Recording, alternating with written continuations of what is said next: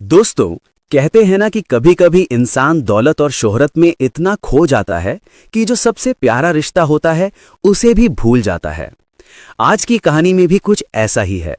एक ऐसी कहानी जो शायद हम सबको कहीं ना कहीं छू जाए, क्योंकि इसमें दर्द भी है, सीख भी है और वो कड़वी सच्चाई भी जिसे हम अक्सर नजरअंदाज कर देते हैं। दोस्तों, लेकिन आप चाहते हैं कि ऐसी ही मजेदार सच्ची घटना पर आधारित कहानियां देखते रहें तो चैनल को सब्सक्राइब कर लीजिए, क्योंकि इस चैनल पर आपको ऐसी ही दिल छू लेने वाली कहानियां मिलती हैं। आखिर क्या है इस कहानी का राज? आइए जानते हैं। एक पत्नी जो सरकारी नौकरी के घमंड में अपने बेरोजगार पति का सबके सामने मजाक उड़ाती है, पर दोस्तों, जो आगे हुआ वो उसकी सोच से परे था और हर औरत के लिए एक आईना बन गया। दोस्तों, ये कहानी सिर्फ प्रेरणादायक ही नहीं बल्कि भावनात्मक भी है। इसे पूरा जरूर सुनिए, क्योंकि कहीं ना कहीं ये हम सभी को अपनी गलतियों पर सोचने पर मजबूर कर सकती है। रात के 7 बजे थे। एम्पायर रेजिडेंसी के 26वें फ्लोर पर बने बॉल रूम में चमक दमक, रोशनी और बड़े लोगों की आवाजाही थी। क्रिस्टल की रोशनी, फ्रूट टार्ट्स की महक, पूरा माहौल जैसे तैर रहा था। उसी चमक में एक नाम बेहद तेजी से चमक रहा था, महिका कपूर। आज उसे एडिशनल कमिश्नर बनाया गया था। उसकी मुस्कान में जीत थी, गर्व था और शायद थोड़ा सा अहंकार भी। के पुराने फोन की स्क्रीन टूट गई थी, इन्हें चुपके से बचाकर नया फोन दिलवाया था। पर आज वही राकेश, जिनके कंधे किसी दिन मेहका के सारे सपनों के सहारे रहे थे, वो धीमे से खड़े थे। चेहरे पर शांति, पर आंखों में खालीपन। पिछले 1.5 साल में कई नौकरी के इंटरव्यू हुए, रिजेक्शन, एक एक दरवाजा बंद हुआ, और आज उसके पास सिर्फ अपने वजूद का एक सादा सा अस्तित्व बचा था। वो जानता था कि दुनिया से बेरोजगार कहती है, पर उसने कभी इसकी वजह से अपना मान नहीं खोया था। वो भीतर से टूट रहा था, पर बाहर से विनम्र और स्थिर दिखता था। लॉबी में एक अफसर की पत्नी ने हंसकर पूछा, अरे मेहिका जी, आपके पति क्या करते हैं अब? मेहिका ने हल्की मुस्कान के साथ कहा, वे घर संभालते हैं। हंसी की लहर उठी, कुछ तबके की नरम मुस्कान, कुछ लोगों की भीतरी ठहाके। किसी ने मजाक में कहा, अब तो घर का मंत्री बन गए हो, वाह। और सारे कमरे में एक हल्की सी तरंग दौड़ गई, तीखा बोल जो किसी की आत्मा में जैसे चुभ जाता है। मेहिका ने दिखावे में मुस्कुराया, पर उस मुस्कान के किनारे पर एक ठंडापन था, एक दूरी थी। आर्यन ने चुपचाप गिलास टेबल पर रखकर बाहर की तरफ बढ़ा। वो बाहर निकला तो मुंबई की बारिश चुनरी की तरह उसका स्वागत कर रही थी। लंबी लंबी बूंदें सड़क पर रोशनी बना रही थी। उसने बिना किसी दिशा के कदम बढ़ाए। उसकी जूतियों में पानी भरता गया। उसके बाल भी भीग गए, पर उसने फोन नहीं निकाला, क्योंकि वो जानता था कि किसी की आवाज सुनने को न सिर्फ आवाज चाहिए, बल्कि आत्मसम्मान भी चाहिए होता है। और आज उसे लगा कि उसका आत्मसम्मान कहीं खो गया है। वो सड़क किनारे एक कंचे वाले बेंच पर बैठ गया और अपनी तस्वीरों की पंक्तियां मन में दोहराने लगा। कॉलेज की उन दिनों की, जब मेहका ने कहा था कि अगर वो अफसर बनी तो सबसे पहले अपना धन्यवाद राकेश को देगी। और आज उसी पार्टी में लोग उसी धन्यवाद पर हंस रहे थे। ये हंसी भीतर काट रही थी, गहरे में। वो घबराया नहीं, रोया नहीं, बस बैठा रहा। उसके मन में जो कुछ बन रहा था वो कोई नाटकीय उन्माद नहीं था, वो खालीपन का शुद्ध अनुभव था। कुछ देर बाद उसने अपनी अलमारी खोली, पुरानी डायरी निकाली और एक पन्ना उठाया। उसने लिखा, मैंने खुद को फिर से खोज लिया है। पन्ना मोड़कर उसने लिफाफा बनाया और धीरे धीरे घर छोड़ दिया। कृष्ण श्याम लाइटों के बीच उसकी चाल अक्सर धीमी लेकिन निर्णायक थी। उसे याद था कि कभी महिका ने कहा था, तुम्हारी जीत मेरी होगी, पर आज उसकी जीत कहीं खो चुकी थी। वो बाहर निकल रहा था, पर यह भागना नहीं था, ये खुद को बचाने की आखिरी कोशिश थी। घर में महिका ने दरवाजा खोला तो सन्नाटा उसे निगलने जैसा लगा। टेबल पर 2 कप थे, एक आधा भरा, दूसरा ठंडा। वहां की एक छोटी सी ऊबड़ खाबड़ सी महक ने उसे असहज किया। वो बैग रखकर आई, बालों को झटका दिया और चिल्लाते हुए बोली, तुमने ऐसे ही पार्टी छोड़ दी? पर आर्यन नहीं था। कमरे की एक कोठरी खुली मिली, कपड़े बिखरे हुए, डायरी गायब। उस पर एक लिफाफा रखा था और उसमें पन्ना वही था।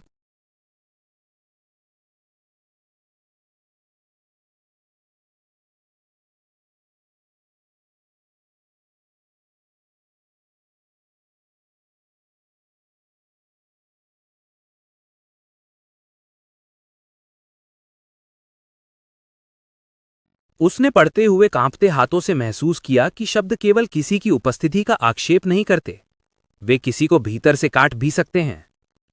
उसने पन्ने पर जो लिखा देखा, हर अक्षर में उसके जाने पहचाने वादों की हवा थी, पर अब वो हवा ठंडी और किसी विषय की कठोर याद बन चुकी थी।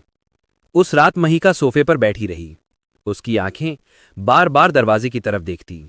शायद राकेश लौट आए, शायद उसने माफ कर दिया हो, पर सुबह तक कोई वापस नहीं आया।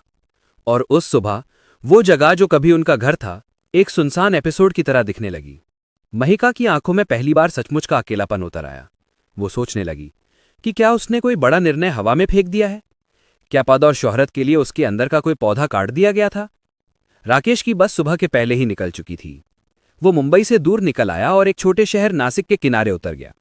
यहां बड़े बड़े बिल्डिंग्स नहीं थे, यहां की दुकानें सादगी में ढकी थी और लोगों की बातें सरल पर टेकाऊ। उसने एक छोटे से कंप्यूटर रिपेयर शॉप में काम शुरू किया, जहां मालिक अनिकेत उसका पुराना दोस्त था। वहां के लोग मशीन से जुड़ी बातें करते थे और उसके पास काम भी आता रहा। पर रात में वो अकेलापन खत्म नहीं हुआ। तब उसने कोडिंग शुरू की। कंप्यूटर स्क्रीन की नीली रोशनी में वो हजारों लाइन लिखता, मिटाता, फिर जोड़ता। किसी चीज का रूप उसने अपने हाथों से बदलने का संकल्प लिया था। एक ऐसा डिजिटल जरिया जो बेरोजगारों को छोटे छोटे कामों के जरिए जोड़ दे। वो प्लेटफॉर्म उसने नाम दिया रोजगार सेतु। ये सिर्फ नौकरी खोजने की साइट नहीं थी, ये एक समुदाय, एक भरोसा और छोटे छोटे कामों के लिए सम्मानित मंच था। आर्यन ने उसमें छोटे किसानों के लिए सेवा, kitchen help, tuition, graphic design, low code development, हर तरह के छोटे कामों के लिए श्रेणी जोड़ी। उसने ध्यान दिया कि नौकरी का घमंड अक्सर एक बड़े पोस्ट से आता है, पर असली इज्जत वो है जो छोटे काम करने वालों को दी जाए। उसने स्थानीय भाषा का यूआई बनाया ताकि जो पढ़ाई लिखाई कम समझते हों वे भी आसानी से एक्सेस कर सके। उसने फाउंडेशन में ट्रांसफर नहीं किया, बल्कि नेट के जरिए लोगों को जोड़ने का आसान रास्ता बनाया। शुरू में 2-3 दिन में कुछ इच्छुक यूजर आए, कुछ बुजुर्गों ने बधाई दी, कुछ युवाओं ने फीडबैक भेजा, पर यह धीरे धीरे बड़ा होने लगा। सोशल मीडिया पर एक वीडियो ने वायरल होना शुरू किया, जिसमें किसी छोटे शहर की लड़की ने बतलाया कि कैसे रोजगार सेतु ने उसे घर बैठकर सिलाई के काम दिलाए और उसके घर की रोशनी लौटाई। ये एक छोटी सी कहानी थी, पर उसके असर ने बड़े शहरों तक खबर पहुंचा दी। दिन प्रतिदिन डाउनलोड्स बढ़ने लगे और रोजगार सेतु का नाम छोटे से कैफे से लेकर बड़े अखबारों तक पहुंचा। राकेश की आंखों में फिर वही चमक आ गई जो कॉलेज के दिनों में थी। पैशन, मकसद और एक सुकून की किसी और की जिंदगी बदली है उसकी मेहनत की वजह से। मुंबई में महिका की दुनिया बदली नहीं थी। वो कार्यालयों में प्राथमिकताओं के बीच उलझी रहती। वो प्रमोशन के बाद और बड़ी जिम्मेदारी लेकर काम कर रही थी। उसे लगता था कि उसने वो सब पा लिया जो उसने चाहा था, पर रात के सन्नाटों में वो अक्सर इसी बात को सोचती कि क्या उसने रिश्ता तोड़ा था ताकि उसे खुद की पहचान मिले? क्या पद और रुतबा उसे अंदर से खाली कर रहे थे? कुछ महीनों बाद जब उसने टीवी पर रोजगार सेतु की रिपोर्ट देखी और सुन लिया कि इसके संस्थापक का नाम राकेश मेहरा, उसके हाथ से फाइल गिर पड़ी। ये वो क्षण था जब जीत की चमक अंदर से फटने लगी। उसने अपने अंदर दिखती असमंजस की परत देखी, अपने किए हुए शब्दों का सामना और शायद एक गहरी पश्चाताप। उसने नाजुक मन में एक वादा किया, अगर कभी उसे मौका मिला तो वो गलतियों को सुधारने की कोशिश करेगी। पर उसके पास गर्व था और वो गर्व अक्सर बोलने से पहले सोचने नहीं देता। रोजगार सेतु धीरे धीरे सिर्फ एक ऐप नहीं रहा, बल्कि लाखों लोगों के लिए उम्मीद बन गया। एक पत्रकार ने आर्यन से पूछा, आप किस इंसान की वजह से सबसे ज्यादा प्रेरित हुए? आर्यन ने मुस्कुराते हुए कहा, वो घमंड जिसने मुझे गिराया, क्योंकि अगर मुझे गिराया ही नहीं गया होता तो मैं शायद उड़ना नहीं सीखता। ये लाइन इंटरनेट पर खूब शेयर हुई। कुछ लोगों ने उसे नायक माना, कुछ ने कहा कि उसने अपनी पीड़ा को दूसरों की भलाई में बदल दिया। पर असल मायने उस ईमानदार काम का था जो उसने निशानदेही के बिना किया था। उसके अंदर की आग ने समाज की भट्टी में कुछ नया पिघलाया था और इस नई ऊर्जा ने उसके लिए और दूसरों के लिए नए रास्ते खोल दिए थे। समय के साथ रोजगार सेतु का दायरा बड़ा हो गया। एक दिन एक बड़े समारोह में आर्यन को युवा नवाचार सम्मान के लिए बुलाया गया। ये समारोह उसी होटल में आयोजित किया जा रहा था जहां कभी उसकी औकात पर हंसा गया था। उसने आयोजकों को धन्यवाद कहा और मंच पर जब वो खड़ा हुआ तो तालियां गूंजने लगी, पर आर्यन की आंखों पर शांति की परत थी, ना कि घमंड। वहां से उसने पूरे देश के लोगों के लिए भावनात्मक संदेश दिया कि कैसे छोटे कामों से बड़ा बदलाव आता है और कैसे हर इंसान का हुनर सम्मान का हकदार है। उसकी आवाज में दर्द था, पर साथ ही उम्मीद भी। और तभी दरवाजे पर एक आकृति दिखाई दी, मिहिका कपूर। वो अब उसी चमकदार साड़ी में नहीं थी, वो सादगी से सजी साड़ी में थी। आंखों में उन दिनों का पश्चाताप था। वो धीरे धीरे आगे बढ़ी और मंच पर पहुंची। पूरे हॉल में सन्नाटा छा गया। लोगों ने सांस रोकी, क्योंकि ये पल इंसानी रिश्तों के उपदेश से भरा था। मिहिका ने झुककर कहा, राकेश, मुझे माफ कर दो। मैंने तुम्हें छोटा समझा था। मैंने तुम्हारे दर्द का अंदाजा नहीं लगाया। उसकी आवाज टूट रही थी, पर उसकी क्षमाशीलता का एहसास भी उतना ही प्रबल था। इसी क्षण उसने अपने अतीत के कठोरपन को स्वीकार कर लिया। ये स्वीकारोक्ति किसी का अहंकार तोड़कर प्रेम की नई परत खोलने जैसा था। राकेश ने माइक उठाकर कहा, जो गिर कर भी उठता है वो इंसान कहलाता है, और जो अपनी गलती मानता है वो सबसे बड़ा होता है। उसने मिहिका की ओर देखा और बोला, मैंने तुम्हें बहुत पहले माफ कर दिया था मिहिका। ये शब्द पूरे हॉल में किसी संगीत की तरह गूंजे, किसी विनम्रता की। फिर तालियां फूट पड़ी और लोगों ने दोनों के इस पल को सलाम किया। पर सबसे अहम बात थी उस क्षण के बाद जो दोनों के भीतर घटित हुआ। ये कोई फिल्मी क्लाइमैक्स नहीं था, ये असली जीवन का एक सच्चा अनुमान था कि कभी गिरने के बाद उठना भी कुछ नामों से बड़ा होता है। वो नाम था इज्जत और समझ। मिहिका की आंखें नम थीं, पर अब उसका चेहरा हल्का और शुद्ध लग रहा था। समारोह के बाद दोनों ने कुछ समय फाउंडेशन के काम में साथ बिताया। मिहिका ने सरकारी सेवा से इस्तीफा दिया और फाउंडेशन से जुड़कर युवाओं को मेंटोर करना शुरू कर दिया। उसने महसूस किया कि पदों की दौड़ ने उसे इंसानों की बात सुनना बंद कर दिया था। अब वो इन्हीं चेहरों के साथ हाथ जोड़कर सच्चा संतोष पा रही थी। राकेश ने जहां तकनीकी और प्लेटफॉर्म की गहन जिम्मेदारियां संभाली, वहीं मिहिका ने लोगों की रिकवरी, उनके आत्मविश्वास को वापस लाने के कार्यक्रम बनाए।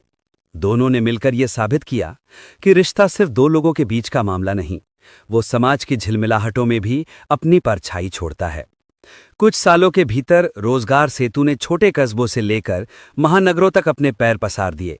स्कूलों में, कॉलेजों में और ग्राम पंचायतों में लोग इस पहल के बारे में बात करने लगे। कई बार किसी चर्च से, किसी छोटे कार्यक्रम से या किसी सार्वजनिक मंच पर लोग उन दोनों की कहानी सुनाते, और हर बार एक नई पीढ़ी कुछ सीखकर उठ खड़ी होती कि किस तरह अहंकार रिश्तों को खोखला कर देता है और किस तरह साधारण इरादों से बड़ा बदलाव आता है। समय की रफ्तार के साथ दोनों के जीवन में एक नई तरह का सुकून आ गया। सुबह की चाय से लेकर शाम के कार्यक्रम तक दोनों वो काम कर रहे थे जो लोगों के जीवन में प्रत्यक्ष बदलाव ला रहा था। छोटे छोटे काम जो किसी का पेट भरते थे, किसी के चेहरे पर मुस्कान लौटाते थे। उन्होंने हजारों लाखों की आशाओं को समान दिया। किसी ने कहा, रोजगार सेतु ने मेरे गांव के बच्चे को पढ़ाई और कमाई दोनों का अवसर दिया। तो किसी माता के आंखों में भरोसा लौट आया कि उसकी बेटी बिना शर्तों के अपना जीवन चला सकेगी। ये सब देखकर राकेश की आंखों में वही शांति आती थी और मिहिका के चेहरे पर वही असली मुस्कान दिखती थी जो कभी पद की चमक से नहीं, बल्कि इंसानी कामयाबी से आती है। एक इंटरव्यू में जब उनसे पूछा गया, आप दोनों अब एक दूसरे के लिए क्या हैं, राकेश मुस्कुराकर बोले, पछतावा नहीं, प्रेरणा। मिहिका ने आगे कहा, और सीखिए कि प्यार और सम्मान साथ चले तो रिश्ते मजबूत बनते हैं। उनका ये जवाब मीडिया के लिए सिर्फ सुर्खियां नहीं बने, वे उन अनगिनत छोटी छोटी लाइनों का सार थे जो किसी रिश्ते की परतों में छुपे होते हैं। बाद में फाउंडेशन की छत पर एक शाम वे दोनों खड़े थे। नीचे शहर की रोशनी जल रही थी और आसमान हल्का सा काला था। हल्की बारिश हो रही थी। मिहिका ने नरमी से कहा, अब मैं तुम्हें कुछ नहीं कहूंगी। राकेश ने मुस्कुराकर कहा, और मैं बस इतना कहूंगा, हमने खुद को पा लिया। दोनों ने एक दूसरे की ओर देखा और उन आंखों में नफरत नहीं, निजात नहीं, सिर्फ एक गहरी समझ और शांति थी। बारिश की बूंदों में बच्चों की हंसी गूंज रही थी। ये आवाज मानो कह रही थी कि अब सजा नहीं, इनाम का समय है। दोस्तों, ये कहानी सिर्फ एक दंपति की नहीं, ये उस समाज की दास्तां है जहां पद और दिखावे से अक्सर इंसान की कीमत गलत तरीके से नापी जाती है। इस कहानी में आपने देखा कैसे अहंकार रिश्तों को तोड़ देता है और कैसे माफी और मेहनत रिश्तों में नया जीवन भर सकती है। अब बताइए, अगर आप राकेश के स्थान पर होते, क्या आप भी माफ कर देते या आगे बढ़ जाते? क्या माफ कर देना रिश्तों की सबसे बड़ी जीत है, या कुछ जख्म ऐसे होते हैं जिन्हें भुला पाना आसान नहीं होता? नीचे कमेंट में अपनी राय जरूर लिखिए। आपकी बात किसी और की सोच बदल सकती है। अगर इस कहानी ने आपके दिल को छू लिया हो तो वीडियो को लाइक कर दीजिए, इसे शेयर कीजिए और हमारे